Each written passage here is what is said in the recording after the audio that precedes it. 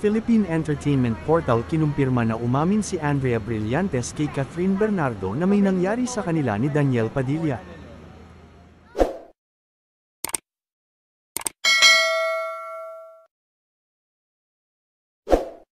Dahil sa pag-amin ni Andrea Brillantes kay Catherine Bernardo ang nag-udyok kay Catherine upang makipaghiwalay kay Daniel na tumagal ng 11 taon. Ayon din sa source, si Andrea mismo ang nagkumpisal kay Catherine. Ito ang impormasyong nakalap ng Philippine Entertainment Portal mula sa iba-ibang trusted sources na malapit sa couple na binyansagang Kathniel. Matagal nang hiwalay si Catherine at Daniel noon pang dumalo sila sa ABS-CBN Ball noong September 30, 2023. Nasa 2 buwan ding inililihim ng couple ang breakup. Ano nga ba ang nangyari ang pag-amin ni Andrea kay Catherine? Bago ang breakup ng Kathniel, ayon sa di kukulanging 4 na sources ng PH, personal na nagharap sina Catherine at Andrea. Ayon pa rin sa trusted sources, si Andrea ang nag-reach out. Tinawagan daw ni Andrea si Catherine sa telepono at sinabing gusto niyang makausap si Catherine in person. Pinagbigyan ni Catherine, sabi ng unang source. Madaling araw na at lasing daw si Andrea nang magtungo sa office studio ni Catherine sa Quezon City. Dito na raw isiniwalat ni Andrea ang tungkol sa pagtatagpo nila ni Daniel. Pagpapatuloy ng unang source, nagtagpo ang dalawa sa bahay ni Daniel noong November 2021. Kasabay ng pagdiriwang ng kaarawan ng ina ng aktor na si Carla Estrada. Magkatabing properties ang lugar ng mag-inang Daniel at Carla, ngunit magkahiwalay ang kanilang mga bahay, at hindi raw alam ni Carla ang pagtagpo nina Daniel at Andrea. Noong panahong yon, si Catherine ay 25, si Daniel ay 26, at si Andrea ay 18. Hindi malinaw hanggang ngayon kung ano ang intensyon ni Andrea nang maglakas loob itong umamin kay Catherine tungkol sa pribadong pagtatagpo nila ni Daniel. Nang magkita sila ni Catherine, pinabasa rin ni Andrea kay Catherine ang palitan nila ni Daniel ng messages sa cellphone. Ayon sa unang source, pinakita ni Andrea kay Kath lahat ng landian nila ni DJ sa text. Kasama raw sa pinabasa ni Andrea kay Catherine ang mensahe mula kay Daniel na nagsasabing, ayusin mo yan. Sa paliwanag ng unang source, iyon daw ang sagot ni Daniel nang magsumbong si Andrea na may ibang nakaalam sa kanilang ugnayan, ilang araw lamang mula nang magsama sila sa bahay ng aktor. Bukod dito, ang sinasabing ibang nakaalam ay ang nooy boyfriend ni Andrea na si Seth Fedilan. Dagdag pa ng unang source, nang magkaroon ng ugnayan sina Daniel at Andrea Nobyembre ng 2021, nasa cool-off period sina Andrea at Seth dahil sa away magkasintahan. Natuloy sa breakup ang cool-off na ito nang mahuli raw ni Seth ang palitan ng text messages nina Andrea at Daniel. Sinabi pa ng unang source na may resibo si Seth ng palitang ito, kaya hindi raw ito basta mapapaniwala ng kung anong ibang eksplanasyon. Nilinaw naman ng unang source na isang beses lamang at hindi na naulit ang tagpuan nina Daniel at Andrea. At yun nga ang kabuuan ng inamin ni Andrea kay Catherine. Ganito rin ang kwento ng pangalawa at pangalang source ng Philippine Entertainment Portal na malapit kina Catherine at Daniel. Nakumpirma naman ito ng pang-apat na source. Dahil sa nalaman ni Catherine, nasira ng tuluyan ang relasyong Kathniel. Masakit na masakit daw para kay Catherine ang malamang nagtaksil ang nobyo.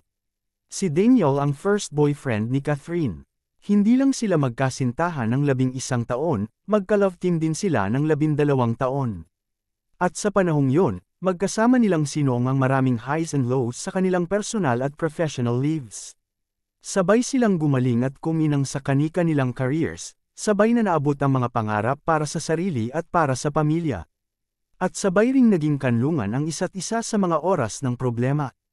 Pero bukod sa nasirang tiwala, kung mayroon mang iba pang isyu ang magkasintahan, sa huli ay pinili ni Catherine na tapusin na ang relasyon nila ni Daniel. Hindi raw yun madaling desisyon para sa aktres. Mahal pa rin ni Kath si DJ, pero ayaw na niya, sinigurado ng pangalawang source. Dumating daw si Catherine sa puntong, enough is enough, dagdag uli ng unang source. Hindi malinaw ang eksaktong petsa ng hiwalayang Daniel at Catherine.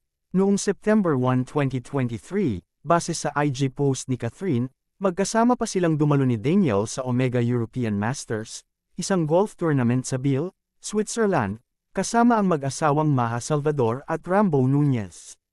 Ang tanging siniguro ng pangatlong source sa Philippine Entertainment Portal ay officially break na, wala na, sina Catherine at Daniel nang dumalo sila sa ABS-CBN Ball noong September 30 ng taong ito. Sa event na yon, matatandaang naging palaisipan sa mga sumusubaybay kung bakit solong naglakad sa red carpet si Catherine at gayon din si Daniel. Ito ang unang pagkakataong nangyari yon, dahil mula noong 2012, na unang taong naging magkasintahan sila, ay lagi silang sabay rumarampa sa red carpet ng annual ball, na dating kilala bilang Star Magic Ball, bago ito pinangalanan ng network na ABS-CBN Ball, noong 2018.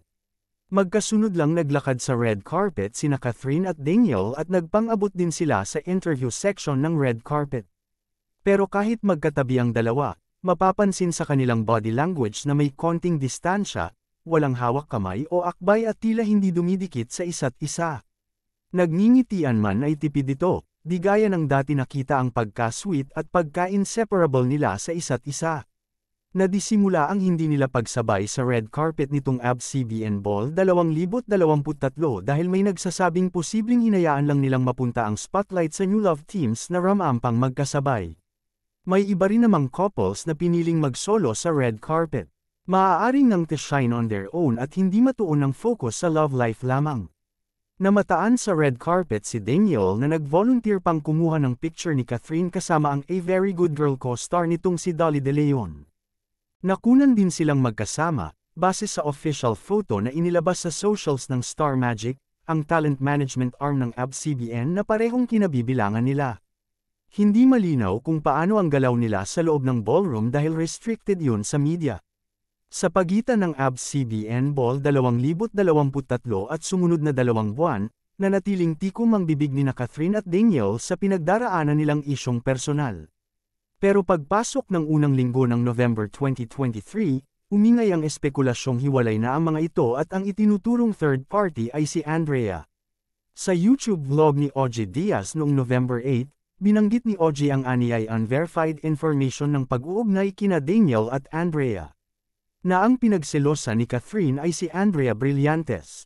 May nagchika pa sa akin na nagkikita ng lihim si Daniel at si Andrea, saad ni OG. Ang huli ay pinabulaanan naman ng sources ng pep.ph. One-time fling daw ang kina Andrea at Daniel. Hindi na ito nasundan. Sa gitna ng kontrobersya, tahimik lang sina Catherine at Daniel, at pati na si Andrea. Tuloy lang ang mga ito sa trabaho. Noong November 10, 2023, lumabas ang daring but classy pictorial ni Catherine bilang cover girl ng preview.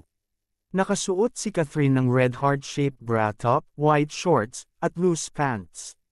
Noon pa man ay kilalang protective si Daniel kay Catherine at may pagkakonserbatibo pa ang binata. Madalas nitong sinisigurong in place ang damit ng nobye kapag humaharap sa camera o kung nasa matao silang pampublikong lugar. Nariyang bibigyan ni Daniel ng pantakip si Catherine, gaya ng throw pillow o kaya'y jacket niya. Para tiyaking safe ang dalaga sa mga camera at mga usyoso. Kaya may mga napatanong kung may basbas ni Daniel ang revealing outfit ni Catherine sa preview. Ang ginawa ni Daniel na pag-like sa cover at ang kanyang pag-repost sa IG post ni Catherine ng behind-the-scenes video ng preview shoot ang nagsilbing sagot sa fans. Inakala pa ng iba na senyales ito na hindi totoo ang bali-balitang break na ang Kathniel. Mga ka-netizens, kung hindi ka pa nakasubscribe sa channel, mag-subscribe ka na para updated ka sa mga post ko.